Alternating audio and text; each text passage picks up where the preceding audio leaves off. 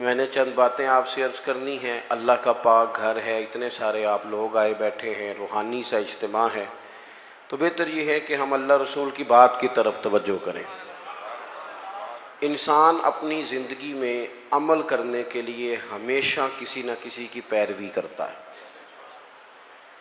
बहुत सारे लोग हमारे में से मानते नहीं हैं, लेकिन सारे लोग ही कानों के कच्चे होते हैं। भाई इतना फ़र्क होता है, कुछ थोड़े ज़्यादा कच्चे होते हैं और कुछ थोड़े कम कच्चे होते हैं, लेकिन सारे ही असर कबूल करते हैं। ज़माने में, सोसाइटी में जितनी चीज़ें पाई जाती हैं वो इंसान पर असर अंदाज होती हैं।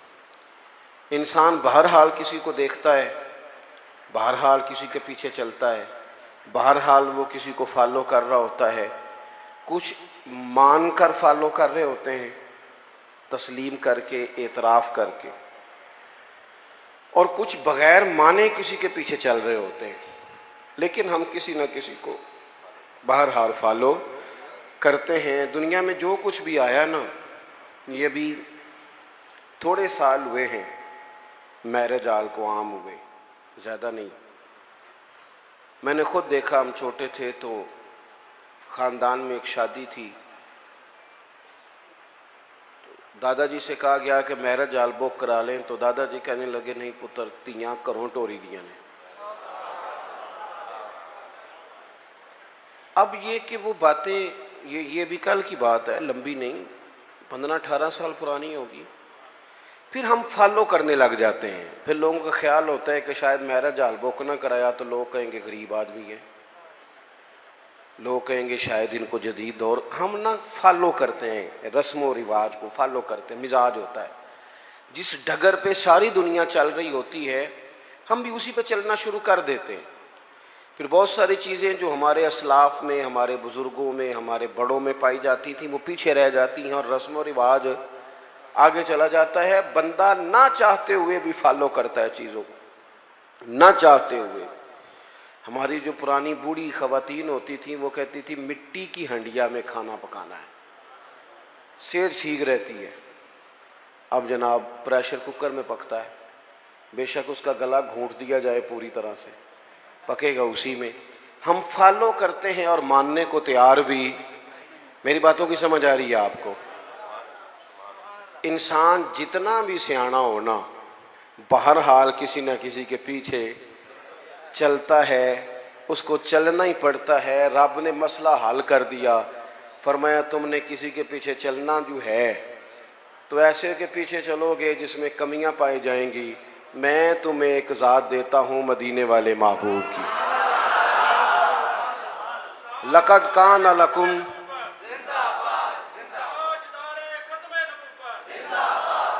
लक़द कान लकुम फ़ी रसूलिल्लाहि उस्वतुन हसना। फरमाया तुम्हारे लिए नबी पाक अलैहिस्सलाम की जिंदगी में बेहतरीन नमूना है। सोनी बात है, हुजूर का तर्ज जिंदगी इख्तियार करो, नबी पाक के तरीकों पे चलो।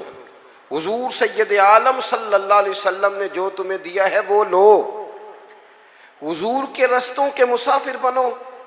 नबी पाक की सुन्नत को, शरीयत को, हुजूर के तरीकाकार को इख्तियार करो, अपनाओ। हम अगर नबी करीम अलैहिस्सलाम की तालीमात को पहले तो मोहब्बत से समझें, पढ़ें, गौर करें, सुने। ये जो हमारे जितने काम है ना, ये सारे हो गए रटे रटाए, रटे रटाए। यानी मेरी ज़ाती राय ये है कि अगर एक महफिल सिर्फ इसलिए रख ली जाए कि पर्दे में ख़वातीन बैठेंगी, सामने मर्द बैठेंगे और सिर्फ मियाँ बीवी के हुकूक जो किताबों सुन्नत में आए हैं वो बयान किए जाएं। हो सकता है उस पर वाह वाह कम हो, नारे थोड़े लगें, वेला भी थोड़ियाँ हों, दाद भी कम हो, इमदाद भी कम हो सकता है ये सारी दिहाड़ी दपे वाले मामला कमज़ोर हों, लेकिन जो रोज़ाना सैकड़ों की तादाद में तलाक़ें होती हैं, मेरा ख्याल है वो कम हो जाएंगी। रसूल पाक अलैहिस्सलाम ने जो खामन को हुकूक बताए हैं ना बीवी के, और जो बीवी को हुकूक बताए हैं खामन के, वो एहसास वाले हैं, एहसास वाले, दर्द वाले, दर्द वाले। नबी पाक अलैहिस्सलाम ने खातून से कहा, याद रखना ये इतना एहसास वाला रिश्ता है जो तुम्हारा तुम्हारे शौहर के साथ है, इतना एहसास वाला। ये नहीं फरमाया कि खुदा के अलावा किसी को सजदा जायज़ होता तो मैं अपने आप को कराता, ये नहीं फरमाया। इस बात की नज़ाकत को समझे।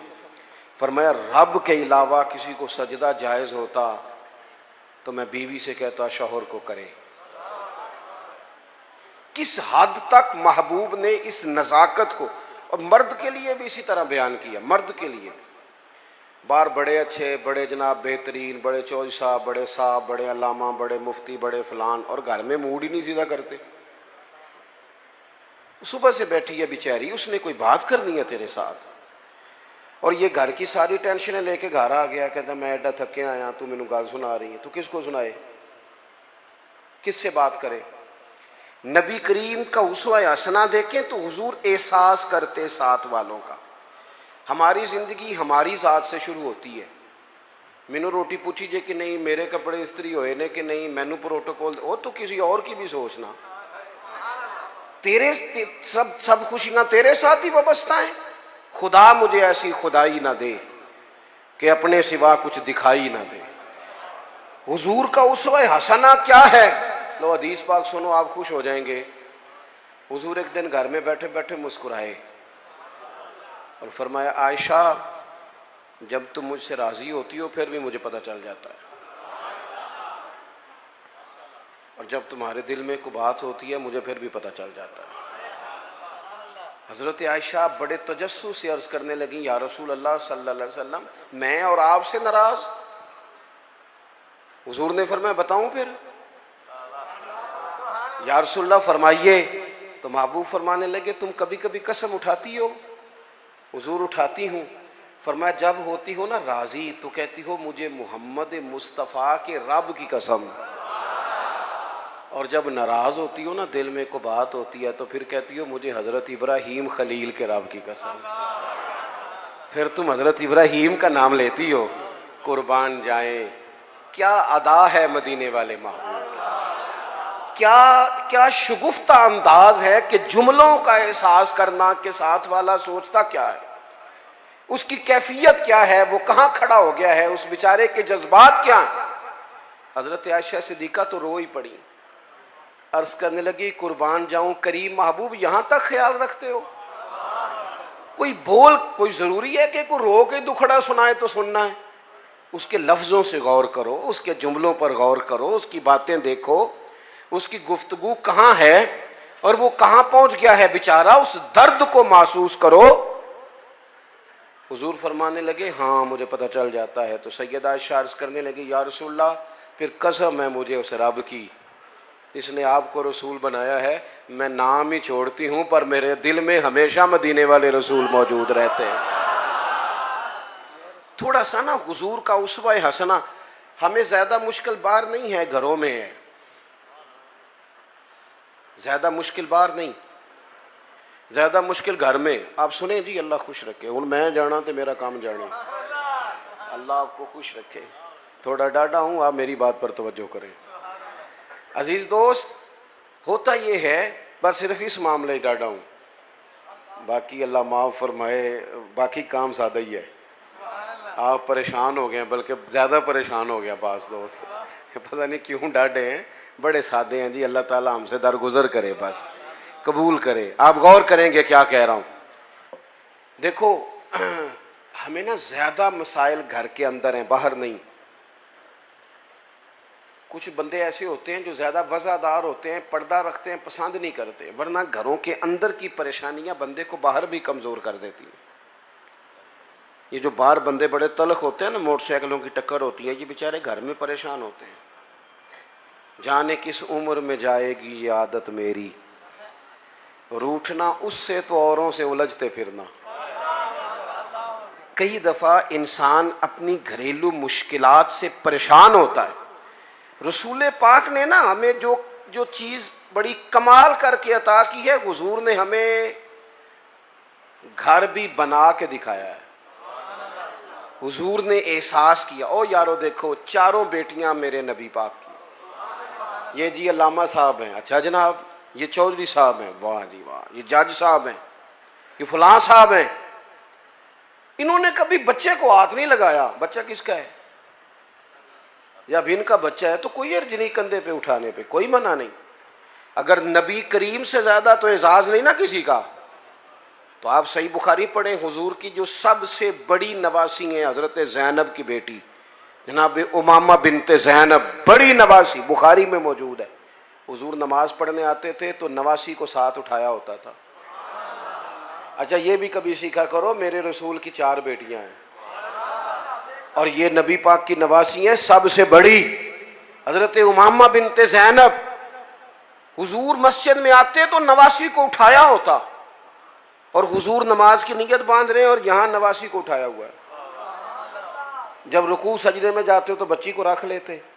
एक दफा हुजूर के पास एक शख्स आए, अकरा बिन हाफिज नाम था, नबी पाक के साथ बच्चे खेल रहे थे। तो कहने लगे हुजूर मैंने नहीं कभी बच्चों को टाइम दिया।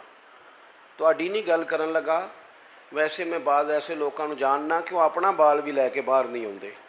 कहने लोगों कहना सुनिया तेन रोटी तां मिलती जे तू बच्चे खिडाए थे नहीं ले। ये कोई शर्म वाली बात है? यानी तेरा बच्चा तरस जाए जिंदगी में, तेरा पोता तेरा नवासा, उसे मोहब्बत मिलेगी। नबी पाक से ज्यादा मसरूफ आदमी कोई नहीं। अकरा बिन हाबिस कहते हैं मैंने देखा हुजूर बच्चों से खेल रहे। तो मैंने अर्ज की या रसूलल्लाह मैं तो बच्चों को टाइम नहीं देता, वो जाने उनकी माँ जाने। तो हुजूर ने पता जवाब क्या दिया था? ये लिख लेना कहीं दिल की तख्ती पे। हुजूर फरमाने लगे तो अपने बच्चों को भी वक्त नहीं देता? हुजूर नहीं। महबूब फरमाने लगे अगर अल्लाह ने तेरे दिल से, उस शख्स से हुजूर ने कहा, अकरा बिन हाबिस रवायत करते हैं, महबूब उस शख्स से कहने लगे अगर तेरे दिल से रब ने रहमत निकाल ली है तो मैं क्या करूं, मुझे तो रहमत लिल आलमीन बनाया। थोड़े से लहजे पर गौर हो, थोड़ा अंदाज प्यार वाला हो, थोड़ा सा एहसास हो। अच्छा जो कभी कभी मिले उससे अंदाज मीठा, उसका क्या फायदा? जो हर वक्त साथ है उनसे तो प्यार करना, पहले उनका तो एहसास पैदा करना जिनकी वजह से तुझे छांव मिलनी। तो नबी पाक का जो उस्वा हसना है, हुजूर ने जो हमें जो तरीके दिए वो बिल्कुल आम फहम है, रूटीन के हैं। हमारे यहाँ ना आजकल पिराने उजाम पाए जाते हैं, अल्लाह माशाल्लाह पीर साहब हैं जी। और मुझे एक साहब रोज अपने पीर साहब की करामत सुनाते थे, चुप करके सुन लेते थे। मुसीबत ये है कि इनकार करें तो बड़ा मसला बन जाता है।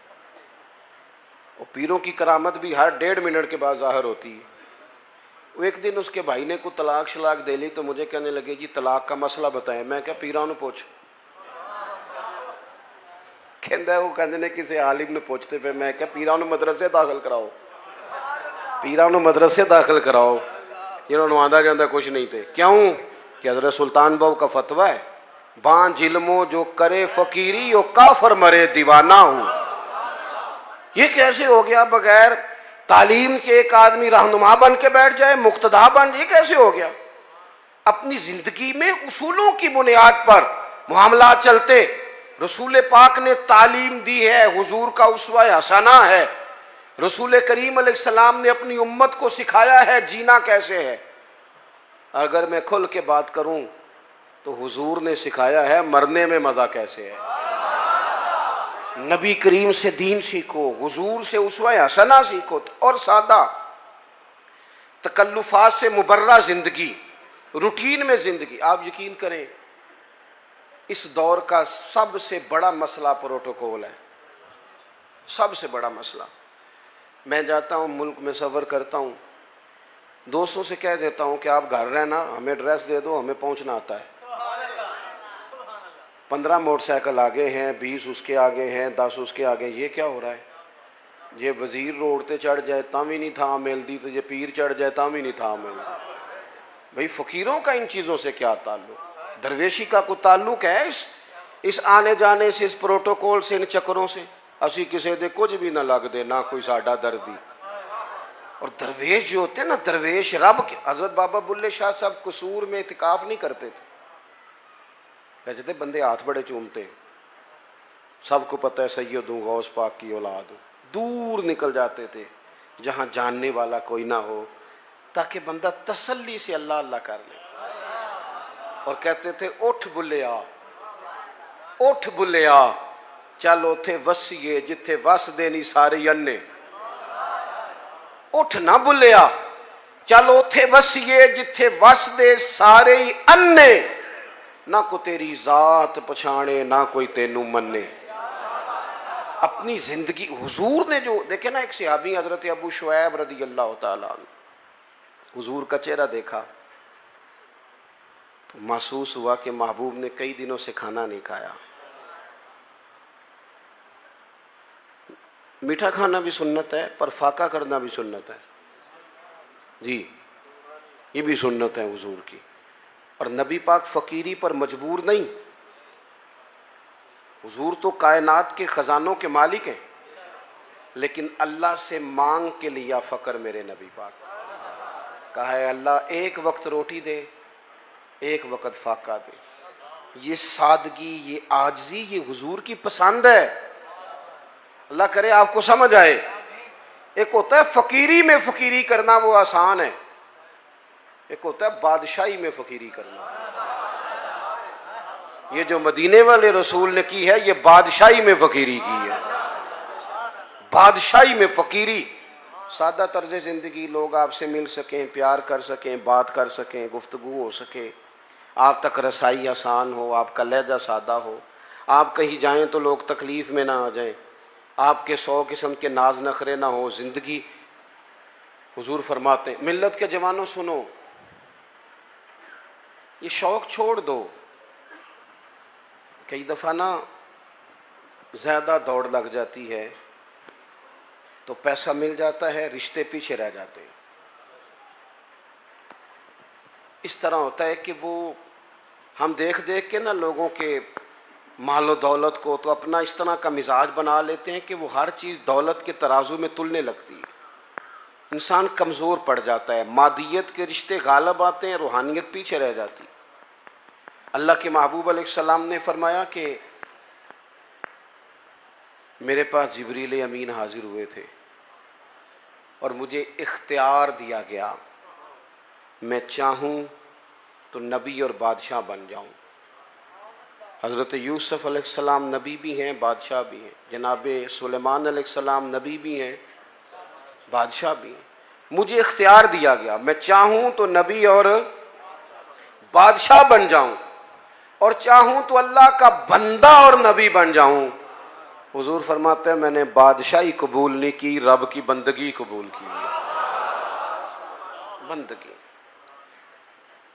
बंदगी, अब्दुहु व रसूलु, बंदगी कबूल की है। माँ के लिए इंसान टाइम निकाले, बाप के लिए टाइम निकाले, बहन भाइयों के लिए टाइम निकाले, बीवी बच्चों के लिए टाइम निकाले, दोस्त अहबाब से वो मुस्कुराए, बात करे, वो किसी के दुख दर्द में काम आ।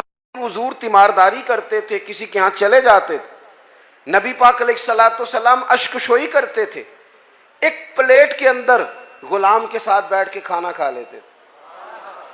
नबी करीम सल्लल्लाहु ताला अलैहि वसल्लम ने हमें जो उसवा हसना दिया है वो काबिल अमल दिया है। हम दूर निकल गए हैं, हम आजमाइश में आ गए। हम लोगों ने जानबूझ के जाती तौर पर ही अपना कुछ एजाज बना लिया है, वो हमारी जान नहीं छोड़ रहा। मैंने बातें ज़्यादा नहीं करनी, तकरीरें पेट भरने को नहीं होती, अमल करने को होती हैं। मकसूद कोई मसला समझाना है। मैं आपको जो बात समझा रहा हूँ आप उस पर गौर करें। मैं किसी भी मौके पर अपनी बात को बड़ी जल्दी समेट दूंगा। याद रखना हुजूर का जो हज़रत अबू शुएब रदी अल्लाह ताला अन्हु कहते हैं कि भाई जो दरवाजे में दोस्त खड़े हैं ये बैठ जाएं। नहीं आप नहीं पीछे देखें जी, ਤੁਹਾਡੀ नहीं गल हो, तुसी नहीं वेखना, नहीं कमाल हो गई, ਤੁਹਾਡੀ तो मेरी तो यारी लग गई है। तो आप लोग बैठ जाएं जी दरवाजे में जो हैं, बस जी बस। देखे ना मसला मुक भी गया है, इन्नी को तो गल सी। आप तवज्जो करें। हज़रत अबू शुएब रदी अल्लाह ताला अन्हु फरमाते हैं कि महबूब के ना चेहरा नूर पे मैंने देखा कि महसूस हुआ कि 2-4 दिन से खाना नहीं खाया। मैंने ना फटाफट बंदे गिने हुजूर के साथ कितने। घर में मैंने कहा 5 लोगों का खाना पकाओ। ये जरा बात को समझना। कहते हैं नबी करीम अलैहिस्सलाम को मैंने जाके अर्ज की हुजूर खाना पक गया, तशरीफ ले आए। हुजूर तशरीफ ला रहे 4 लोगों के साथ। अचानक एक साहब मिलने आए थे, वो भी साथ हो गए। अब हुजूर ने मेज़बान से पता क्या फरमाया?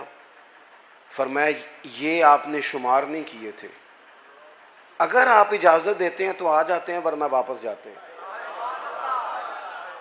वरना वापस जाते हैं। ਇੱਥੇ ਰੋਸ ਪੈਂਦੇ ਜੇ ਮੁੰਡੇ ਵਾਲੇ, ਉਹਨਾਂ ਨੂੰ ਆਖੀ ਨਾ ਤੁਸੀਂ ਬੰਦੇ ਜ਼ਿਆਦਾ ਲਿਆਉਂਦੇ ਨੇ ਤੇ ਉਹ ਕਹਿੰਦੇ ਤੁਸੀਂ ਰੋਟੀ ਵੀ ਨਹੀਂ ਦੇ ਸਕਦੇ। ਤੇ ਮੇਰਾ ਸਵਾਲ ਹੈ ਤੁਹਾਨੂੰ ਘਰੋਂ ਨਹੀਂ ਲੱਭਦੀ, कुड़ी वाले को ही खानी जे। खुदा के बंदो इतना बोझ डालोगे, किसने तुम्हें ये कहा है सारा कुछ करने को? इस तरह की बातें हुजूर सैयद आलम ने वो उसवा हसना दिया जो आसान है, जो सामने वाले के लिए तकलीफ का बायस नहीं बनता, जिसमें कोई आदमी बोझ महसूस नहीं करता, लोग तकल्लुफात का शिकार नहीं होते। हुजूर ने फरमाया आप कहते हैं तो आ जाते हैं, वरना वापस जाते हैं। अर्ज की हुजूर मेरे माँ बाप कुर्बान, आपके साथ आया बिस्मिल्लाह करके आए। हुजूर आए ना, जिंदगी में, अपने मामलात में, अपने तर्ज हयात में इस तरह की चीजें पैदा करें जिससे कुशादगी हो। देखो,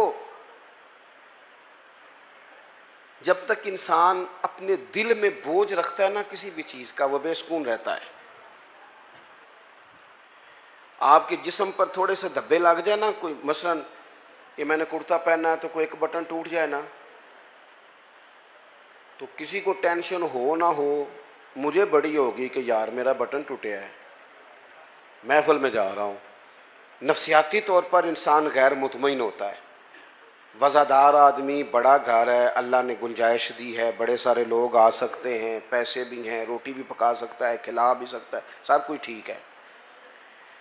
लेकिन अगर कोई बंदा बिल्कुल दरवाजे पे आके कहना मैं आ गया हूं, तो वो इतना वज़ादार बंदा भी, डेरेदार भी बुरा महसूस करता है। कहता है पहले बताना चाहिए था। क्यों? कहता है यार असी जरा सफाई तो कर लेंगे, कपड़े तो बदल लेते।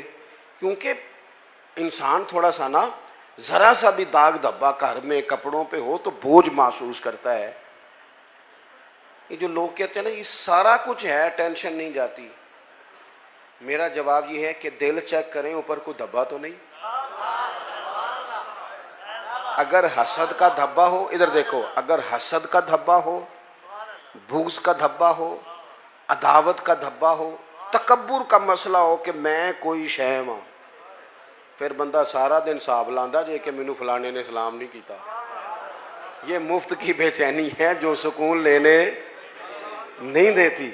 अगर अंदर कोई मसला बन जाए ना इस तरह का, माँ हा का फी सदरिक, हुजूर ने फरमाया तेरे सीने में खटकते हैं तेरे ऐब, वो तुझे बेचैन कर देते हैं, बेसुकून हो जाता है बंदा।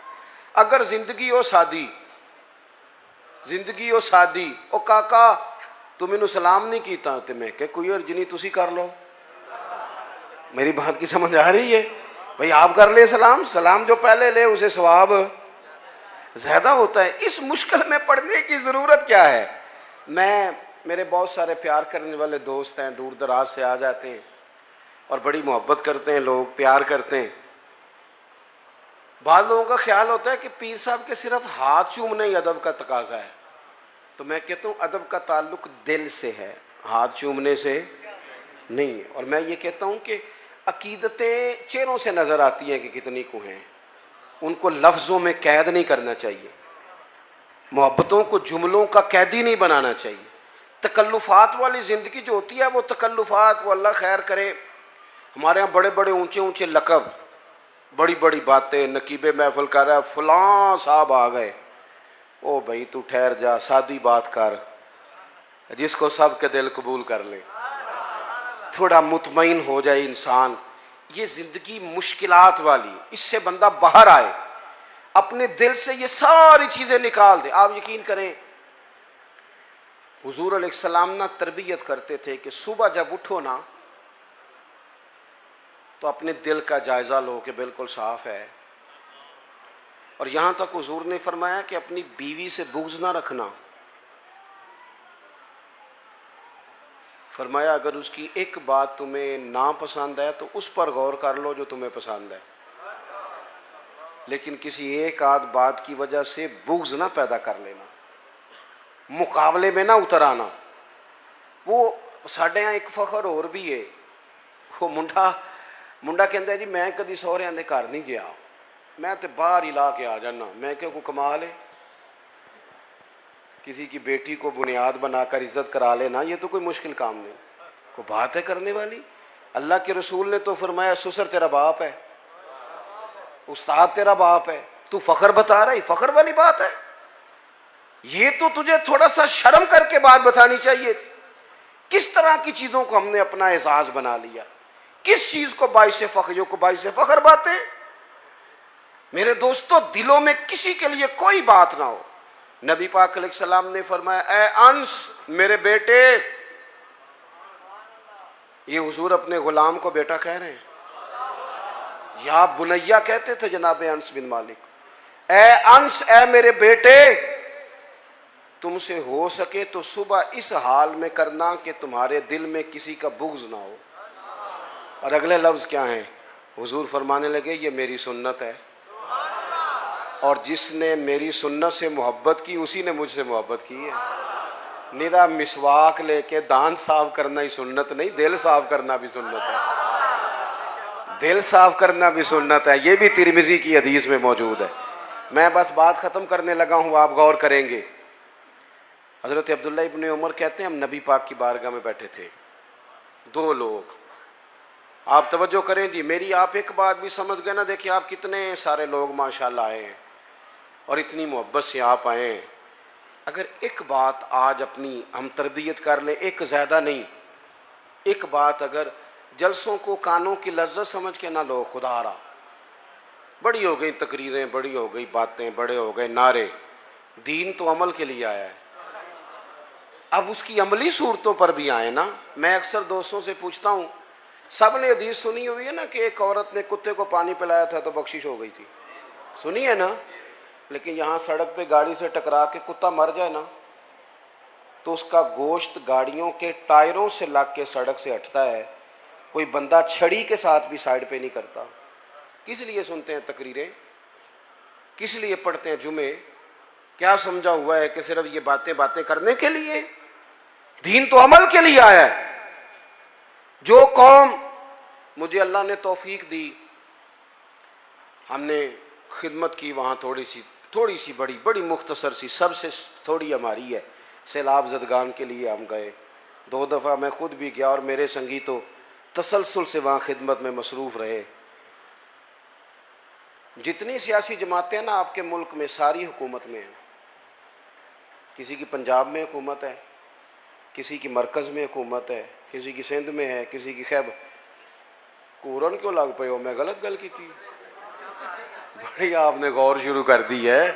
हाँ हाँ, खूब करे हमद से थोड़ा सा गिला भी सुन ले, थोड़ा सा तो सुने ना, सच्ची बात तो सुने। है ना सबकी हुकूमत, सारे हुकूमत में। क्यों नहीं गए ये सारे सैलाब? वहाँ जाके डेरा लगाते ना। मैं, और जब तक खबरें तेज़ थी ना कि सैलाब आया हुआ है, हमारे दिल भी नरम थे। जिस दिन से खबरें ठंडी हैं, सैलाब वालों के घर बन गए, सबके चले गए वो घरों में, हम तो चुप कर गए क्योंकि खबरें ठंडी हो गई। हम तो ट्रेंड पे चलते हैं, मीडिया वार पे चलते हैं। जिंदगी हकीकतों से गुजरती है, खबरों से नहीं गुजरती, हकीकतों से। किसी के घर रात रहना पड़ जाए तो किसी के कमरे में नींद नहीं आती। मुझे बताओ, जो 2 महीने से झोंपड़ियों में बैठे हैं उन्हें कैसे नींद आती है? बेटियां सांझी नहीं होती, तो जो सड़कों में बैठे हैं बच्चियों समेत, बस हम लोग, मर्जी हमारी अपनी है, मखसूस सा हमारा मिजाज है, उसके मुताबिक जिंदगी गुजारना चाहते हैं। असल एहसास है जो रसूल करीम ने अता फरमाया।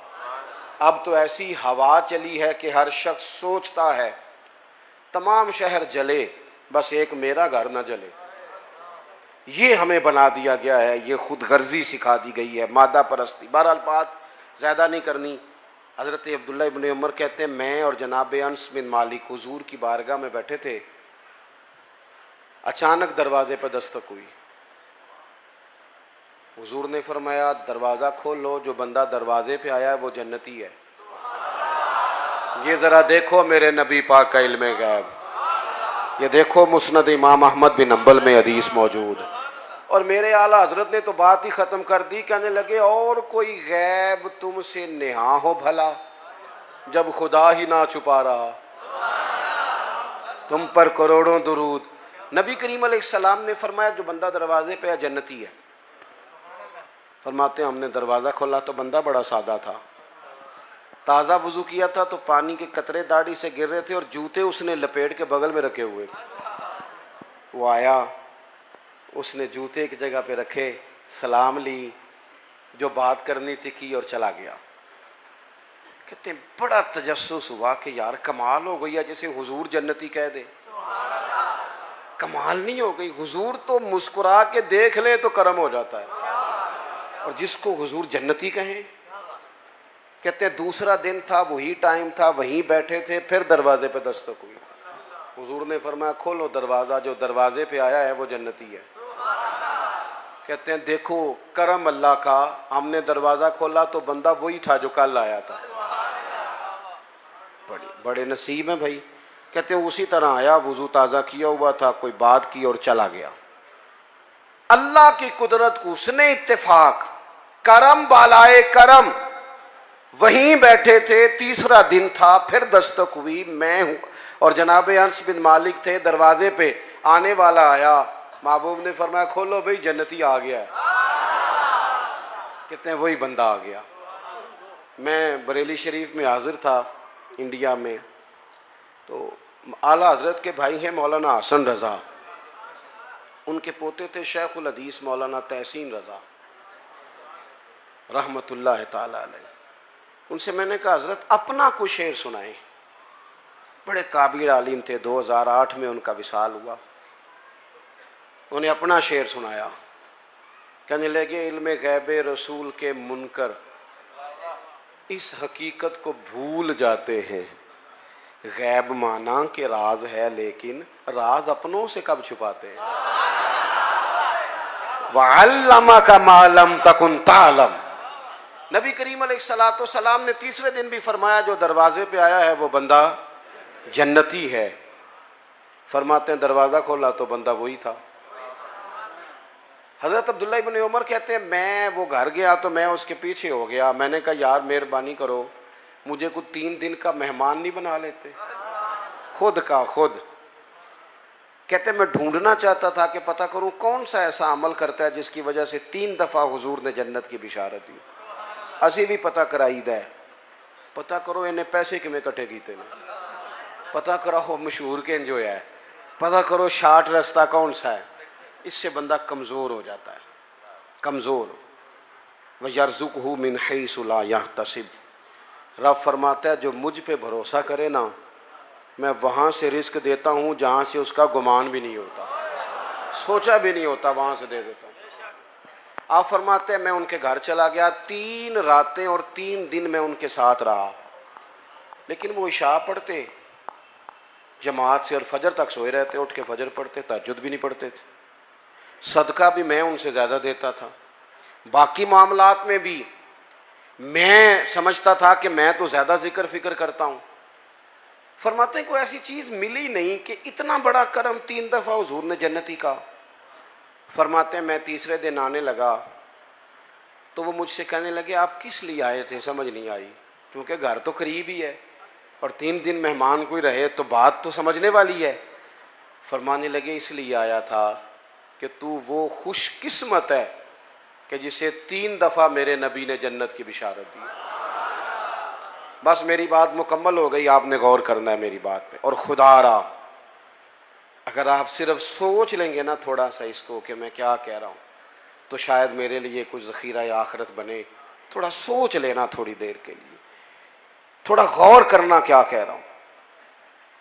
कहते हैं वो सहाबी कहने लगे अमल आपने मेरे देख ही लिए हैं जो हैं, कोई लंबी चौड़ी लिस्ट नहीं, एक शय मेरे पास है। ये मुस्नद इमाम अहमद बिन हंबल में हदीस मौजूद है। कहने लगे एक शय है और मुझे उम्मीद है वही सबब बनी है अल्लाह रसूल के करम का वो क्या। फरमाने लगे मैंने जब भी अपना सीना देखा है ना, मेरा सीना बड़ा साफ है, ना बुग़्ज़ है, ना अदावत है, ना कीना है, ना हसद है, ना किसी के लिए।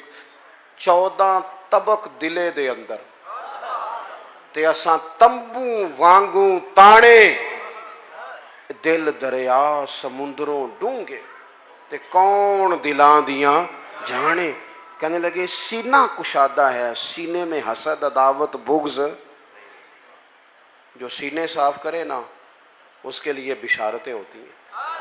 हुजूर ने जो हमें उसवा हसना दिया है वो सादा है, खुले दिल वाला है। अपनी ज़िंदगी नबी करीम के तरीक़ों, किसी न किसी को फॉलो करना जो है तो रसूल करीम को करे ना, नबी करीम की बारगाह में हाजिर होना, ताकि हमारी ज़िंदगी के सारे मामलात बेहतर हो सकें। दुआ करता हूँ जिन दोस्तों ने इतना अच्छा इहतमाम किया और जो तशरीफ़ लाए, अल्लाह सब की हाज़िरी कबूल फरमाए। हो गया ना जी, अब नमाज का भी टाइम हो जी। अच्छा चले मैं 1 मिनट बात और कर देता हूँ जी। मैं ना जी 20 मिनटां वाली तकरीर नहीं, तुसी मौलवी हो सद्या जिहड़ा थोड़ी तकरीर करता है, ये तो फिर तुहानू पर्ची पानी चाहिए सी। आप गौर करें जी, अल्लाह आपको खुश रखे। मैं इन्हें जो गई हैं जी, बस मैं जो बात करनी थी कर बैठा हूँ, अल्लाह खुश रखे। या आप मुझे कोई मखसूस मजमून दे देते, मैं उस पर बात कर देता। अब तो मैंने जो करना था वो कर लिया, और मेरी कोशिश होती है कि एक बात भी इजाफी ना हो ना, गल थोड़ी खींच लीजिए ताकि लंबी हो जाए, ऐसा नहीं। मजमून हो, मजमून की बात हो और मौके के मुताबिक हो, वो मैं कर लिया। चले एक बात मैं और कर देता हूँ दोस्तों की कहने पर।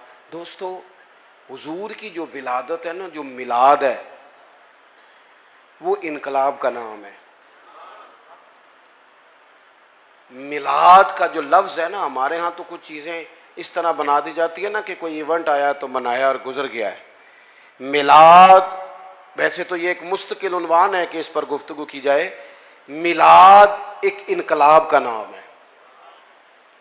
जब आप लफ्ज़ मिलाद बोलते हैं ना कि हुजूर की विलादत हुई, तो सबसे तो पहले शिर्क की नफ़ी होती है, क्योंकि जिसका मिलाद होता है वो खुदा नहीं होता, क्योंकि अल्लाह तो लम यलिद व लम यूलद है। तो हुजूर का तो मिलाद हो रहा है, जो पैदा हो वो रब नहीं होता। दूसरी बात, मिलाद का मतलब क्या है?